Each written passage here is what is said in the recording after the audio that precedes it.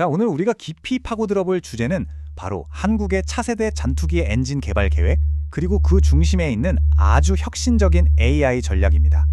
시간에 해킹한다는 게 과연 무슨 뜻일까요? 바로 본론으로 들어봐서 이 질문부터 한번 생각해 보시죠. 상식적으로 10년이 꼬박 걸리는 엄청난 테스트를 어떻게 5년 만에, 그러니까 절반의 시간으로 끝낼 수 있을까요? 불가능해 보이죠? 하지만 이게 바로 오늘 우리가 파헤칠 이야기의 핵심입니다. 우선 이야기의 배경부터 좀 보시죠. 한국의 KF-21 보라매 전투기, 정말 대단한 전투기입니다.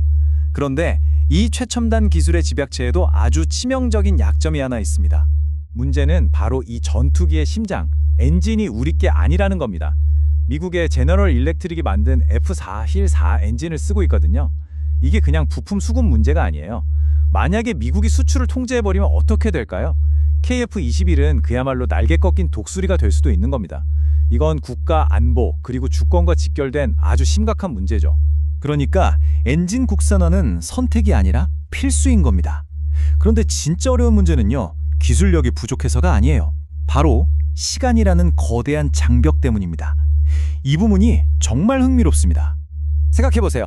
새로운 제트 엔진을 만들었는데 이거 안전합니다, 믿고 쓰세요 라고 증명하려면 뭐가 필요할까요? 네, 바로 데이터죠. 그것도 최소 10년어치의 실제 테스트를 거친 데이터가 필요합니다. 이 10년이라는 시간의 벽은 후발주자에게는 거의 넘을 수 없는 산이나 마찬가지입니다. 아니, 왜 그렇게까지 오래 걸리는 걸까요? 제트 엔진 안에 있는 터빈 블레이드라는 부품이 있거든요. 이게 섭씨 1500도, 그러니까 용암보다도 뜨거운 온도를 견뎌야 합니다. 이런 극한의 환경에서 수만 시간 동안 문제없이 버텨야 한다는 걸 증명해야 하니까 시간이 걸릴 수밖에 없는 거죠. 그리고 진짜 가장 치명적인 문제가 있습니다. 바로 이 숫자 0.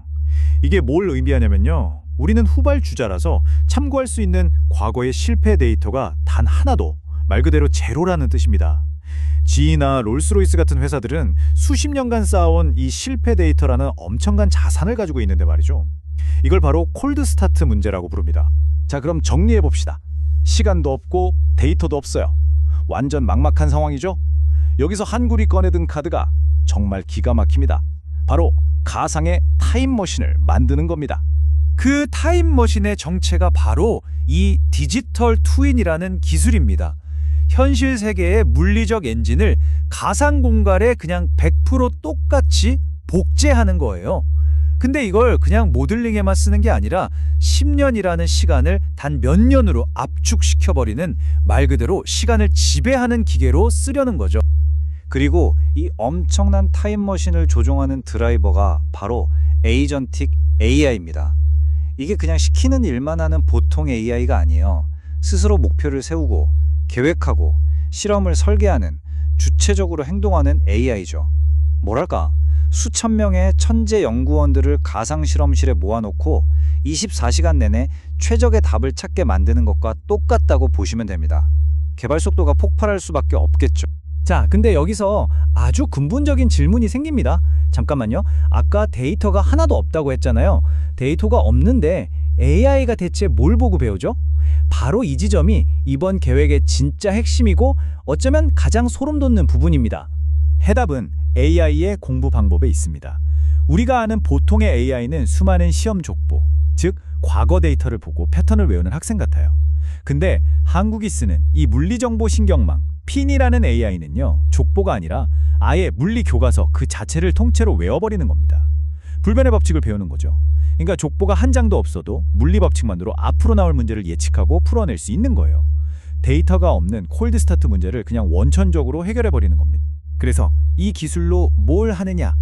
말 그대로 정미 타격을 하는 겁니다.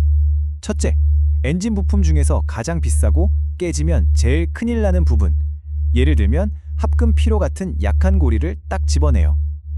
둘째, 바로 그 부분만 가상세계에서 수백만 번, 수천만 번 때리고 부숴보는 겁니다. 셋째, 그러면 실제 부품을 만들기도 전에 아, 얘는 이런 식으로 망가지는구나를 완벽하게 이해하게 되죠. 그리고 마지막으로 그 모든 가상지옥 훈련에서 살아남은 단 하나의 완벽한 설계도만 가지고 실제 테스트를 하는 겁니다. 이러니 성공률이 안 높을 수가 없죠. 자, 이제 판을 좀 더 크게 보시죠.